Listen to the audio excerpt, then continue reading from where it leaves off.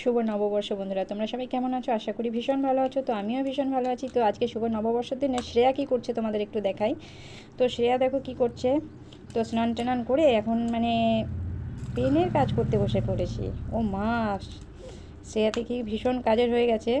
তো এতটাই কাজের যে স্নান করে চুলটা শুদ্ধ আঁচড়াবার সময় পাইনি, মাথায় গামছা জড়ানোই আছে। তো শ্রেয়া এখানে কাজ করুক, আর আমি যাই। তোমাদের আমি আজকে কি রান্না করছি একটু দেখাই। আজকে দেখো আমি কাঠের উনুনে রান্না করছি।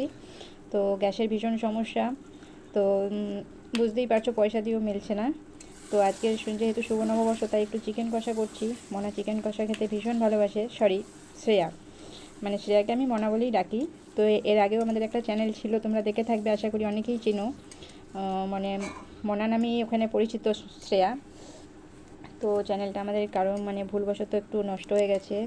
তো তোমাদের কাছে চাই একটু সাপোর্ট করো, আগের মতন একটু ভালোবাসা দিও, তাহলে তোমাদের সাপোর্ট ভালোবাসা পেলে অবশ্যই এগিয়ে যেতে পারবো।